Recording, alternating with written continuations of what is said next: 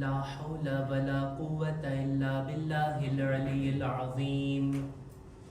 أعوذ بالله من الشيطان الرجيم. بسم الله الرحمن الرحيم. الحمد لله الذي جعل الحمد مفتاحا لذكره وسببا للمزيد من فضله ودليلا على آلائه وعظمته.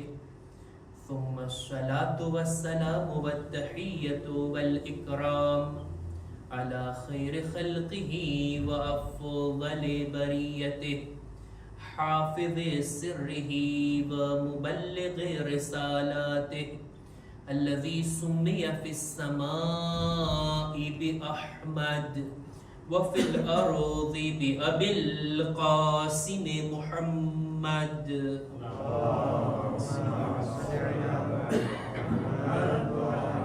وعلى أهل بيته الطيبين الطاهرين المعصومين المظلومين ولعنة الله على أعدائهم أجمعين.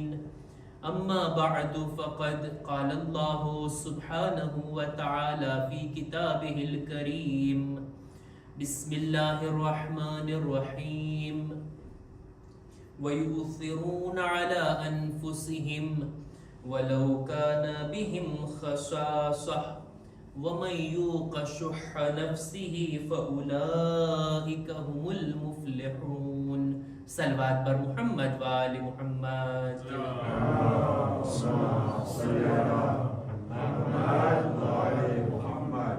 ખુદાબંદે આલમનો શુક્ર અદા કરીએ છીએ કે જેણે આ વર્ષની અઝાદારી કરવાનો આપણને મોકો આપ્યો. માહે મુહર્રમ આ વર્ષનો પૂરો થાય છે અને હવે માહે સફરનો આગાઝ થાય છે. જેવી રીતના માહે મુહર્રમ ગમનો મહિનો, માહે સફર પણ ગમનો અને અહલે બેત માટે મુસીબતનો મહિનો છે. આવતીકાલે જો આજે ચાંદ થઈ ગયું હોય તો પહેલી સફર છે અને દર વર્ષે દર મહિને કે જ્યારે કોઈ મહિનાની પહેલી તારીખના તકરીર કે ખુતબો આપવાનો મોકો મળે ત્યારે આ વાતની યાદ જરૂર અપાવું છું કે ઇસ્લામી મહિનાની પહેલી તારીખના 2 રકાત નમાઝ છે. જે કોઈ આ 2 રકાત નમાઝને અદા કરે એના માટે મળે છે કિતાબમાં કે યશ્તરી બિહી સલામત શહર. આ 2 રકાત નમાઝ અદા કરવાથી આખા મહિનાની સલામતીને ઇન્સાન ખુદા પાસેથી મેળવી લે છે. આસાન તરીકો છે. નિયત આ મુજબ રહેશે કે 2 રકાત નમાઝ પઢું છું પહેલી તારીખની સુન્નત કુરબતન ઇલલ્લાહ. પહેલી રકાતમાં અલ્હમ્દુ બાદ 30 વખત કુલ હુવલ્લાહ અને બીજી રકાતમાં અલ્હમ્દુ બાદ 30 વખત ઇન્ના અંઝલના. આ 2 રકાત નમાઝ પઢ્યા બાદ સદકો આપે. અમુક દુઆઓ છે કે જે મફાતીમાં આપ લોકોને મળી શકે, આ દુઆને પડે અને આ 2 રકાત નમાઝ પહેલી તારીખના આખા દિવસમાં ગમે ત્યારે પઢી શકાય. સવારથી લઈ અને સાંજ સુધી એનો સમય હોય. ઇન્શાઅલ્લાહ ખુદા આ નમાઝ પઢવાની મને, આપ લોકોને અને જેટલા લોકો સાંભળી રહ્યા છે બધા લોકોને આ નમાઝ પઢવાની નેક તૌફીક અતા કરે. દુઆની કબૂલી વાસ્તે એક બાવાઝે બુલંદ સલવાત.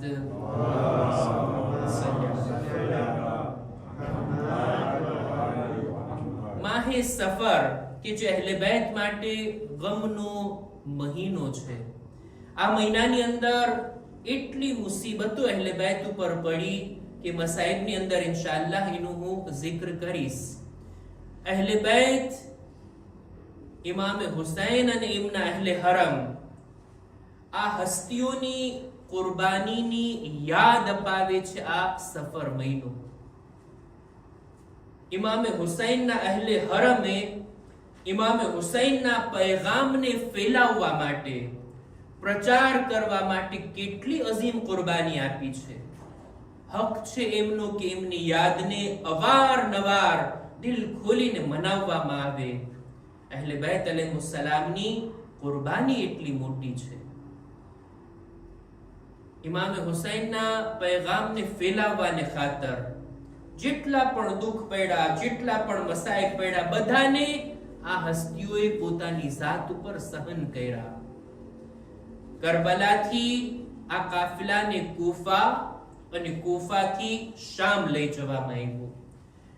માહે સફરની પહેલી તારીખ ઈ છે કે જ્યારે અહેલે હરમને શામમાં દાખલ કરવામાં આવ્યા અને આ મુસીબતોનો સિલસિલો ત્યાંથી શરૂ થાય છે. કૂફા અને શામ આ બંને જગ્યાએ અહેલે બેતને લઈ જવામાં આવ્યા, બજારોમાં અને દરબારમાં.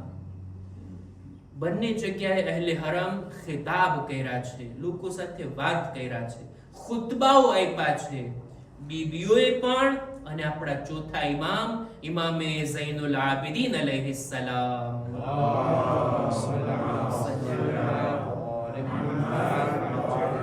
બંને જગ્યાએ ખુતબા આપ્યા. પણ જ્યારે કૂફાના ખુતબાઓનો મુતાલિયો કરવામાં આવે અને શામના ખુતબાઓને જોવામાં આવે, બંનેમાં એક મહત્વનો તફાવત દેખાય. કૂફા વાસીઓ અહેલે બેતને ઓળખતા હતા કે આ લોકો કોણ છે. મૌલા અલીની હુકુમત જોઈથી ને કૂફા વાળાઓએ ઓળખતા હતા કે આ મૌલા અલીની આલ છે, એમની ઔલાદ છે અને હકીકતમાં રસૂલે ખુદાની આલ છે કે જેઓને અસીર બનાવીને લાવવામાં આવ્યા. પણ શામના લોકો અહેલે બેતને નહોતા ઓળખતા, અહેલે બેતથી બિલકુલ અજાણ હતા અને ત્યાં માહોલ એવો રાખવામાં આવ્યો હતો. 40 વર્ષ જ્યાં મુઆવિયાની હુકુમત હોય, બની ઉમૈયાની હુકુમત હોય, અહેલે બેતના ફઝાઇલ બયાન કરવાની પાબંદી હોય, દેખીતી વાત છે ઈ લોકોનો પ્લાન ઈ હતો કે અહેલે બેતને લોકો ન ઓળખે. આના કરતા વિશેષ અહેલે બેતની નફરત અને બુગ્ઝ ઈ લોકોના દિલોમાં નાખવામાં આવ્યો હતો. મૌલા અલીને અપશબ્દો કહેવા, બુરા શબ્દોથી મિંબરોથી યાદ કરવા, આ શામથી આ સિલસિલો ચાલ્યો હતો. મુઆવિયાનો મનસૂબો આ હતો કે બાળકો અલીની બુગ્ઝ અને નફરતમાં જવાન થાય અને જવાનો બુઝુર્ગ થાય. એવા માહોલની અંદર કે જે અહેલે બેતને ઓળખતા નહોતા અને જે હસ્તીઓના નામ જાણતા હતા એમનાથી નફરત કરતા હતા, એવા માહોલની અંદર અહેલે બેતને લઈ જવામાં આવ્યા. મસાઈબની અંદર ઇન્શાઅલ્લાહ આપણે બયાન કરશું. ત્યાં અહેલે બેતે જે ખુતબાઓ આપ્યા એમાં પોતાની ઓળખાણ કરાવી છે કે અમે કોણ છીએ. શામની અંદર પોતાની ઓળખાણ કરાવી, જ્યારે કે કૂફામાં પોતાની ઓળખાણની જરૂર ના હતી. કૂફાની અંદર તો કૂફા વાસીઓની મલામત કરે છે કે તમે ઈ છો જેણે પત્ર લખીને ઇમામને બોલાવ્યા અને જરૂર પડે તમે મદદ ના કર્યા, સાથ ના આપ્યા. ત્યાં ઈ રીતના આ લોકોની સાથે વાત થઈ, જ્યારે શામની અંદર અહેલે બેત પોતાને ઓળખાવવા માટે મજબૂર હતા.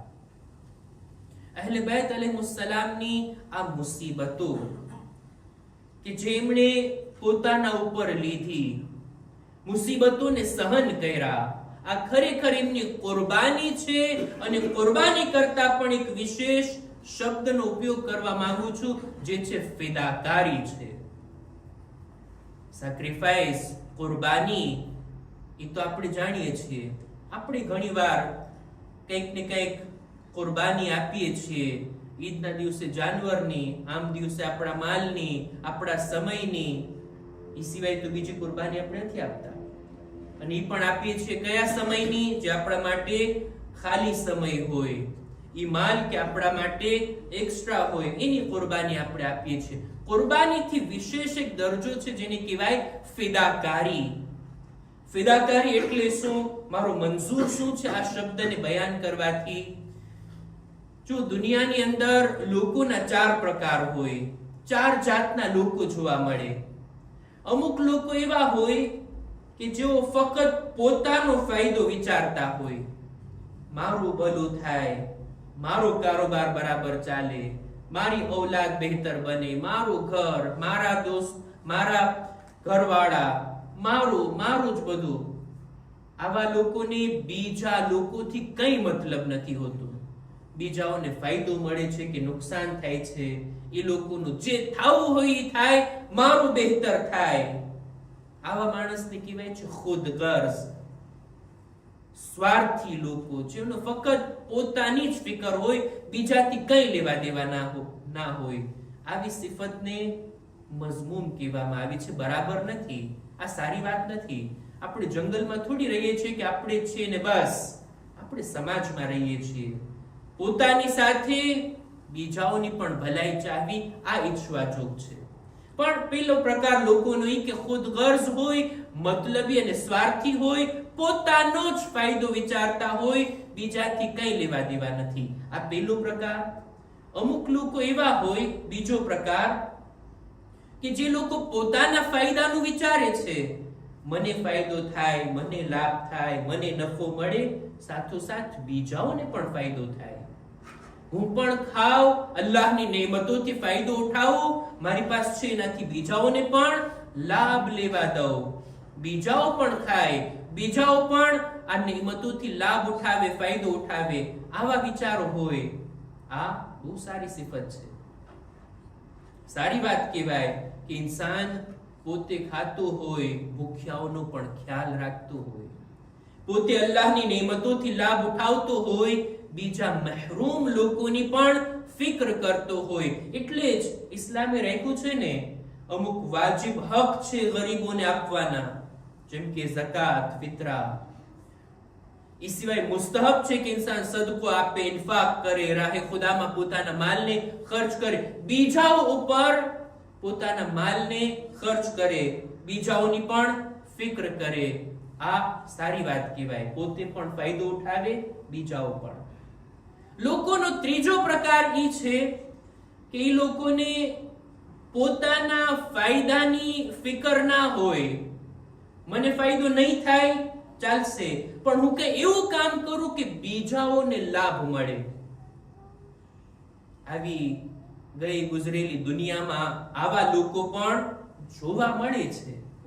આવા જમાનાની અંદર પણ અમુક લોકો એવા દેખાઈ આવે ક્યારેક ક્યારેક કોઈ જગ્યા ઉપર કે જેમની પાસે બધું છે, ખુદાનું આપેલું બધું છે, કમાવાની જરૂર નથી, એટલું છે કે ગુજરાતીમાં કહેવાય ને 7 પેઢી બેઠા બેઠા ખાશે, આટલું છે. એમ છતાંય કારોબાર ચલાવે છે, કામકાજ ચલાવે છે. ભાઈ શા માટે? તમને ફાયદો જોઈએ છે? જવાબમાં કહેશે કે ના, મને ફાયદા પાછળ મારો વિચાર નથી, હું ફાયદા અને નફા પાછળ નથી ભાગતો, હું કારોબાર ચલાવું છું જેથી બીજાઓની રોજી રોટી ચાલે, બીજાઓને ફાયદો થાય, બીજાઓને નફો મળે, એ લોકોને સારું થાય, મને ભલે કઈ ફાયદો ના થાય, નો પ્રોફિટ નો લોસ, કઈ નહીં, ઝીરો, જેટલો માલ છે એટલો જ મારો રહેશે, પણ આખું વર્ષ લોકોને તો રોજગાર મળતું રહે, બીજાઓના ફાયદાની ફિકર કરતા હોય. આવા લોકો મળી આવે. પોતાનો ફાયદો નહીં પણ બીજાઓનો ફાયદો. લોકોનો એક ચોથો પ્રકાર પણ છે, શાયદ સાંભળીને નવાઈ લાગે, અને તે કે આ લોકો એવા કે જે પોતાના ફાયદાનો વિચાર નથી કરતા, બીજાઓના ફાયદાનો વિચાર કરે છે. લોકોને ફાયદો થાય, બીજાઓને ફાયદો થાય, બીજા લોકોને ફાયદો મેળવવામાં મારું જો થોડુંક નુકસાન પણ થઈ જાય ને, એને કબૂલ કરી લે. ભલે મને ફાયદો નથી થતો, ઉલટાનું મને નુકસાન થશે, પણ જો વધારે લોકોને ફાયદો મળતો હોય ને, તો હું એકલો નુકસાન ભોગવવા તૈયાર છું. આવા લોકો પણ દુનિયામાં, તારીખમાં બહુ ઓછા જોવા મળે છે. આને કહેવાય ફિદાકારી. આને કહેવાય ફિદાકારી. નુકસાન ભોગવવું પડે એના માટે તૈયાર, પણ જો વધારે લોકોને ફાયદો મળતો હોય તો આ નુકસાન એની સામે મારી નજરમાં ઓછું હોય ને, એને કહેવાય ફિદાકારી. કોઈ માણસ, કોઈ માલદાર પોતાના માલમાંથી ખર્ચ કરે, પોતાના માલને વાપરે, એનાથી શું કે ફાયદો થશે ને? ના, મારો માલ ઓછો થઈ જશે, ખર્ચો થઈ જશે, મોટો ખાડો પડશે મારા માલમાં. પણ સામે લોકોનું દીન મજબૂત થતું હોય તો, લોકો દીનના રસ્તે આવતા હોય તો, સામેવાળા લોકો ગુનાહથી બચી જતા હોય તો, આને કહેવાય ફિદાકારી. પોતાના નુકસાનને સહન કરી બીજાઓને ફાયદો પહોંચાડવો ને, બીજાઓના ફાયદાને આગળ રાખવો, પોતાના નુકસાનને પાછળ રાખવું, આને કહેવાય છે ઈસાર, ફિદાકારી. અહલે બેત અલૈહિસ્સલામ આ દરજા ઉપર હતા. પોતે ભૂખ્યા રહી જતા, પોતે પાણીથી ઇફતાર કરી લેતા, પણ પોતાના ભાગની રોટલી યતીમોને, મિસ્કીનને, અસીરને આપી દેતા. પોતાની જરૂરતથી મોઢું ફેરવીને, પોતા માટે મુસીબત અને સખ્તીને સહન કરી સામેવાળાને ફાયદો થાય છે ને, બસ ઈ અમારા દિલમાં ખ્યાલ છે. આ છે ફિદાકારી. અહલે બેત આ મંઝિલ ઉપર હતા. દુનિયાની અંદર જે લોકોએ આ ફિદાકારીનો જઝ્બો બતાવ્યો છે, અહલે બેતના સીરત પર અમલ કરીને, એ લોકોનો હક બને છે કે એમને યાદ કરવામાં આવે.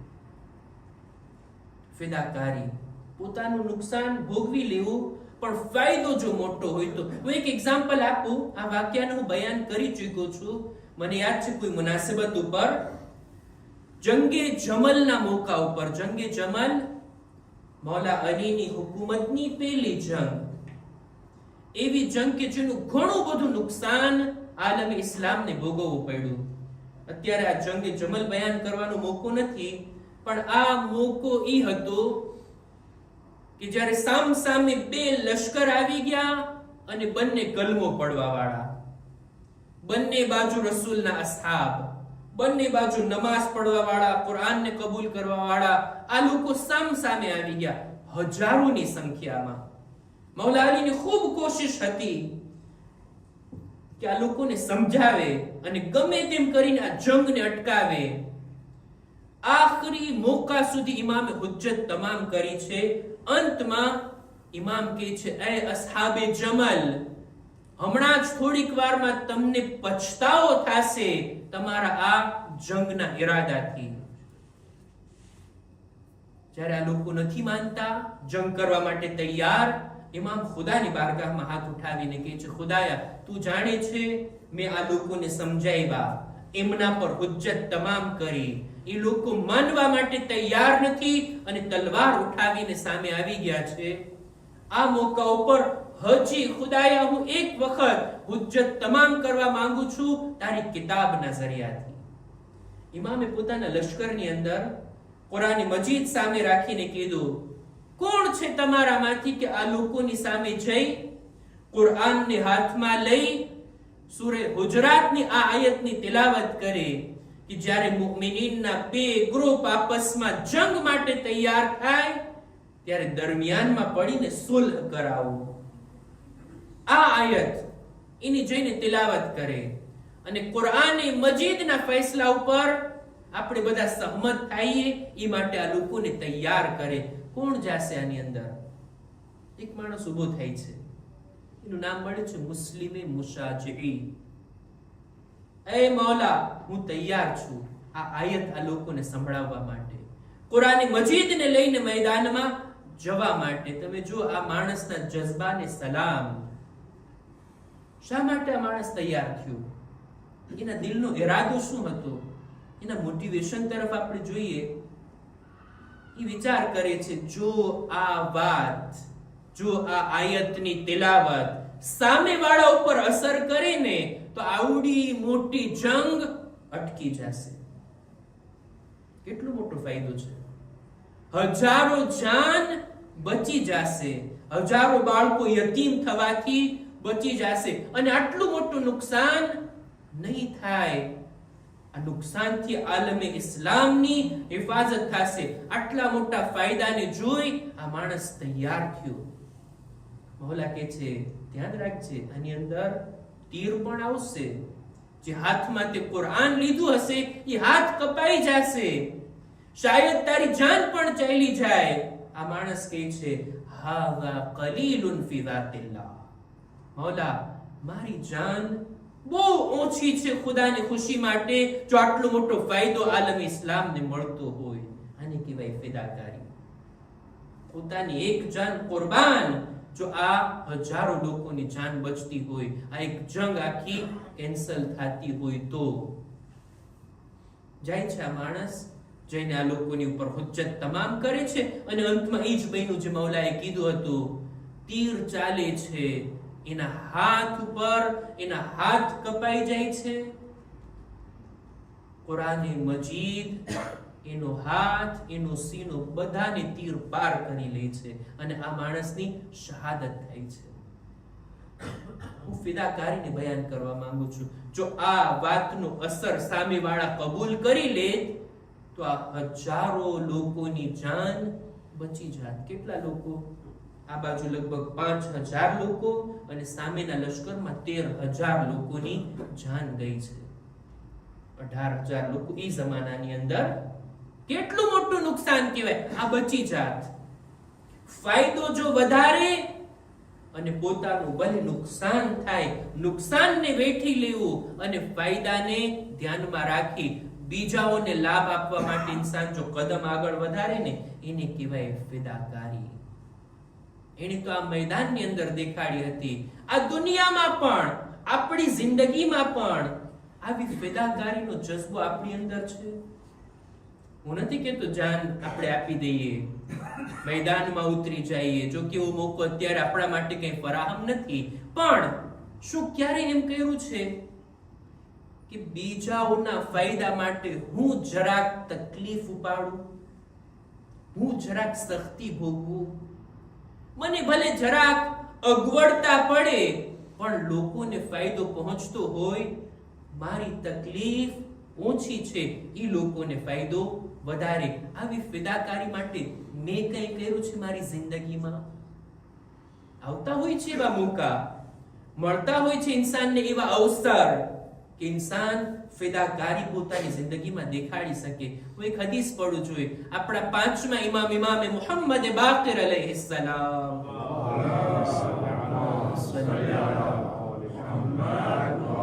પોતાની એક હદીસમાં ફરમાવે છે, ઇન્ના લિલ્લાહિ અઝ્ઝ વ જલ્લા જન્નતન લા યદખુલુહા ઇલ્લા ફલાફા.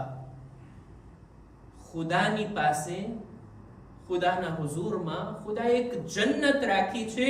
જન્નતના ઘણા દરજા છે ને, ઘણા પ્રકાર છે ને. એક ખાસ જન્નતનો દરજ્જો છે ખુદાની પાસે કે એમાં ફક્ત 3 જાતના લોકો જ દાખલ થશે, બીજા કોઈને એમાં એન્ટ્રી નથી. ઈ દરજા ઉપર, જન્નતની ઈ જગ્યાની અંદર બીજા કોઈ દાખલ નહીં થઈ શકે. કયા 3 લોકો? સૌથી પહેલા મૌલા ફરમાવે છે કે રજુલુન હકમ અલા નફસિહી બિલ હક.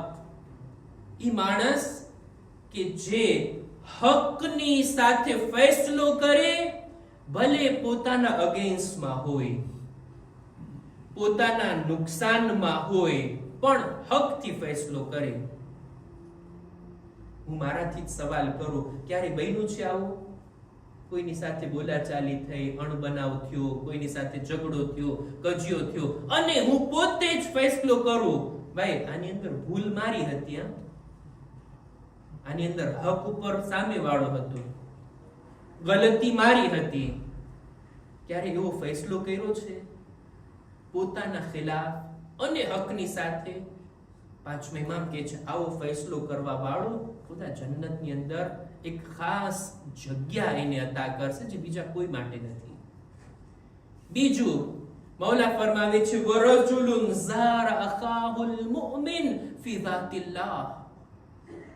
ઈ માણસ કે જે પોતાના મુમિન ભાઈની મુલાકાત કરે કોઈ પણ ગરજ વગર, ફક્ત ખુદાની ખુશી માટે.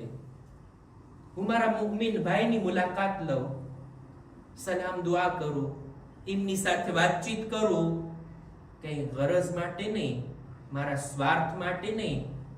જમાનો તો એવો આવી ગયો છે, કોઈને સલામ પણ કરીએ ને એટલે દિલમાં એને સવાલ થાય કે કામ હશે મારાથી, મને સલામ કર્યા છે, આજે મને ફોન કર્યા, આજે મને મેસેજ કર્યા. ભાઈ તમારી ખબર પૂછવા માટે, તમારા હાલચાલ પૂછવા માટે કે તમારી તબિયત કેમ છે, કેમ છો, ક્યાં છો, મજામાં છો કે તકલીફ નથી ને, અમારા લાયક કઈ કામકાજ હોય તો કહેજો, આ કહેવા માટે. પણ લોકોને એવો વિચાર થાય, ક્યારેક કોઈ પણ મતલબ વગર, મારે એની પાસેથી કંઈ કામ નથી લેવું, કંઈ સર્વિસ નથી લેવી, ફક્ત ખુદાની ખુશી માટે હું મુમિન ભાઈની સાથે વાત કરું, મુલાકાત કરું, કોઈ ગરજ વગર, કોઈ સ્વાર્થ વગર. આ રીતનો કોઈનો ઈરાદો હોય અને આ રીતના કોઈની મુલાકાત કરતો હોય ને, જન્નતમાં ખુદા એને અલગ દરજ્જો આપશે. આ બધા એવા મકામ છે, એવા મોકા છે કે જે રાહમાં જોવા મળતા હોય. અને ત્રીજું, વરજુલુન આફર અખાહુલ મુમિન ફી ઝાતિલ્લાહ. અને ત્રીજો પ્રકાર, ઈ મુમિન કે જે પોતાની જરૂરતોથી મોઢું ફેરવી અને પોતાના મુમિન ભાઈની જરૂરતને પૂરી કરતો હોય, એના માટે ફિદાકારી કરતો હોય, જન્નત એના માટે અલગ દરજ્જો છે, અલગ જન્નત ખુદાએ એના માટે રાખી છે. ફિદાકારી કોઈ મુમિન ભાઈ માટે નુકસાન ઉઠાવી લેવું પડે, સખ્તી ભોગવવી પડે બીજાના માટે. આ દરજ્જો એવો છે કે અહીંયા સુધી પહોંચવું આસાન નથી. અહેલે બેતના રસ્તા પર ચાલવું પડે જ્યારે આ રીતના ફિદાકારી કોઈ કરી શકે.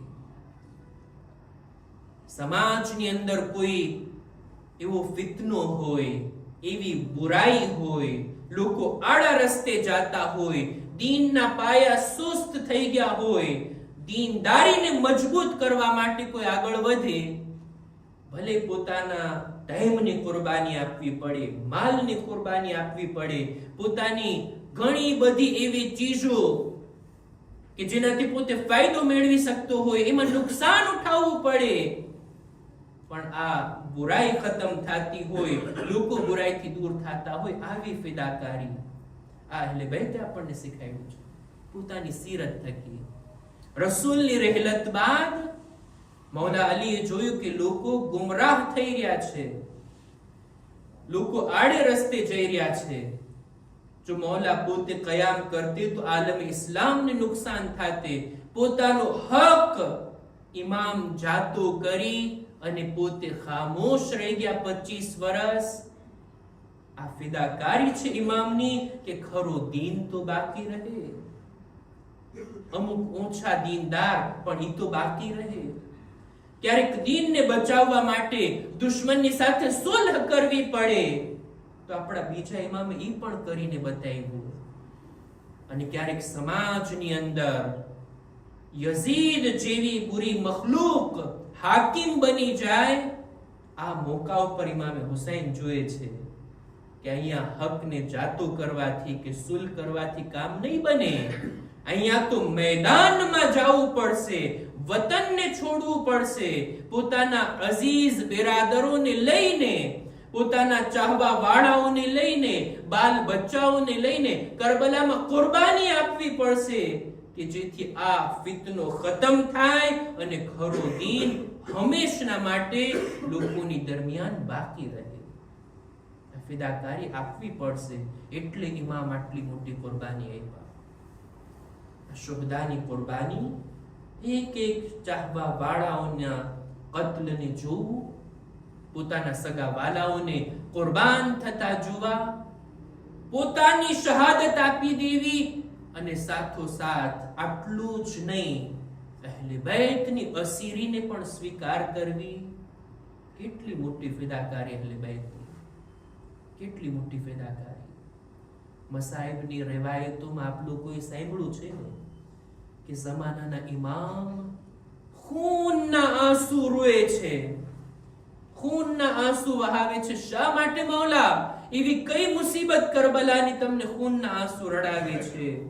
ઇમામે જવાબમાં કીધું હતું ને કે અહેલે હરમની અસીરી. ઇમામના બાલ બચ્ચાઓ, સૈદાણીઓ, અલીઓ, ફાતિમાની દીકરીઓને અસીર બનાવી અને દર બદર ફેરવવામાં આવ્યા. એટલી મોટી મુસીબત છે. કૂફાની અંદર આ હસ્તીઓને આ રીતના ફેરવવામાં આવ્યા, દરબારમાં રાખવામાં આવ્યા, જિંદાનમાં રાખવામાં આવ્યા અને ત્યારબાદ આ કાફલાને રવાના કરવામાં આવ્યો. અને પહેલી સફર, આવતીકાલનો દિવસ કે જ્યારે અહેલે હરમને શામ લાવવામાં આવ્યા. શામ અહેલે બેતની મુસીબત માટે સૌથી મોટી મુસીબતો કે પડી હોય તો એ શામની અંદર. ચોથા ઇમામથી જ્યારે પૂછવામાં આવતું, મૌલા વધારે મુસીબત ક્યાં પડી? ઇમામ 3 વખત કહેતા, અશામ, અશામ, અશામ. હાય શામના બાજાર, શામના દરબારને હું ક્યારેય નથી ભૂલાવી શકતો. એને યાદ કરીને ચોથા ઇમામ આખી જિંદગી રડતા રહ્યા. શામનો દરવાજો જ્યારે નજદીક આવ્યો, બીબીઓના દિલની હાલત ઈ હતી, હાય શામ આવી ગયો. આપણને શામ સુધી લાવવામાં આવ્યા. શામના દરવાજાની બહાર જનાબે ઉમ્મે કુલસુમ શિમ્રથી ખિતાબ કરે છે, બોલાવે છે શિમ્રને, શિમ્રથી માંગણી કરે છે. આ કઈ ઓછી મુસીબત છે? એક બીબીને, અલીઓ ફાતિમાની દીકરીને, એક પોતાના ભાઈના કાતિલ સાથે વાત કરવી પડે, એની સામે માંગણી રાખવી પડે. એ શિમ્ર, તું અમને જો શામમાં લઈ જવા માંગતો હોય, અમારી 2 માંગણીઓ છે. પેલા ઈ કે એવા દરવાજેથી લઈ જાઓ જ્યાં જોવા વાળા ઓછા હોય, મજમો ઓછો હોય. અને બીજી માંગણી, અશોહદાના સરને અમારી આગળ લઈ જાઓ, લોકો સરોને જોવામાં મશગુલ થાય, અમારા બેહરીદા સરો તરફ નજરો ના ઉઠે. પણ હાય આ જાલિમ, આ બીબીના કહેવાના ઉલટું કરે છે, કે છે નહીં, તમને એવા દરવાજેથી લઈ જાઈશ કે જ્યાં વધારે મજમો છે, વધારે તમાશાઈ છે, અને હુકમ આપે છે શોહદાના સરોને બીબીઓની દરમિયાનમાં રાખવામાં. લોકોની નજરો શોહદાના સરો તરફ અને બીબીઓના સરો તરફ ઉઠતી હતી. હાય આ મંઝરને ચોથા ઇમામ કેમ કરી ભૂલાવે? કેમ કરી આ મંઝરને ભૂલાવે? રસૂલ ખુદાનો એક સહાબી છે, સહલ ઇબ્ન સાઇદ, પોતે બયાન કરે છે કે પહેલી સફરના હું બૈતુલ મુકદ્દસની ઝિયારત કરીને પાછો ફરી રહ્યો હતો. શામમાં જ્યારે દાખલ થયો, મેં જોયું કે ઈદ જેવો માહોલ, બજારો સજાવવામાં આવે છે, લોકો નવા કપડા પહેર્યા છે. આ શું માહોલ છે? શેની ખુશી છે? તમારી પાસે કોઈ એવી ઈદ છે કે જેની મને ખબર નથી? જવાબ મળે છે, નહીં, બલકે હુસૈનના માથાને શામમાં લાવવામાં આવી રહ્યું છે. એના અહેલે હરમને અસીર બનાવીને શામમાં દાખલ કરવામાં આવી રહ્યા છે. લોકો આની ખુશી મનાવી રહ્યા છે. આ સહાબી જોઈને ગિરિયા કરે છે. અહેલે હરમ પાસે જઈને કહે છે, બીબીઓ માફ કરજો, તમારા માટે હું કંઈ કરી નથી શકતો, હું રસૂલુલ્લાહનો સહાબી છું, તમારી કોઈ માંગણી હોય તો કહો. બીબીઓ કહે છે, એ રસૂલના સહાબી, તારે જો અમારા માટે કઈ કરવું હોય તો તું આ સરોને લઈ જવા વાળા સિપાહીઓને થોડોક માલ આપી એને આગળ મોકલી દે. અમોને શરમ આવે છે કે અમો મજમામાં બેરીદા આ રીતના લોકોની નજરોની સામે હોય. અઝાદારો ચોથા ઇમામ પોતે બયાન કરે છે, જ્યારે એમનાથી પૂછવામાં આવ્યું, મૌલા શામની અંદર કઈ મુસીબતો હતી જે તમને રડાવે છે?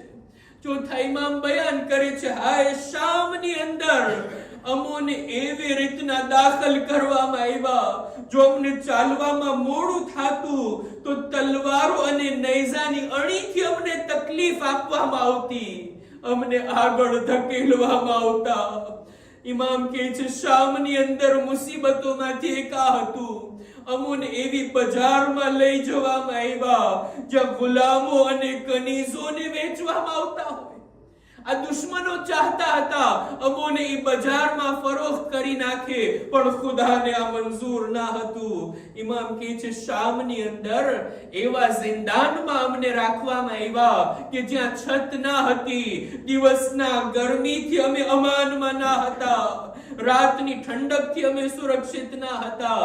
અને ત્યારબાદ ઇમામ કહે છે, અમોને એવા રસ્તામાંથી પસાર કરવામાં આવ્યા કે જ્યાં યહૂદીઓ રહેતા હતા, ઈસાઈઓ રહેતા હતા. એ લોકોને બયાન કરવામાં આવ્યું, આ ઈ લોકોની ઔલાદ છે જેને અસીર બનાવીને લાવવામાં આવ્યા, કે જેઓએ ખૈબર ખંદકમાં તમારા બાપ દાદા ઉપર હુમલો કર્યો હતો, બસ આ સાંભળવું હતું. ઇમામ કહે છે એ બાજુના લોકોએ અમારા પર પથ્થરો વરસાવ્યા, અમારા પર આગના અંગારા ફેંકવામાં આવ્યા, અમારા પર ગરમ પાણી નાખવામાં આવ્યું. ચોથા ઇમામ કહે છે એક સળગતો અંગારો મારા માથા પર આવે છે, મારો અમામો બળવા લાગ્યો, મારા માથામાં આગ લાગી. હાય, હું કઈ ન કરી શકો. મારા હાથમાં હથકડી હતી અને પગમાં બેઠી. على القوم الظالمين وسيعلم الذين ظلموا أي منقلب ينقلبون إنا لله وإنا إليه راجعون. مات بحسين يا حسين.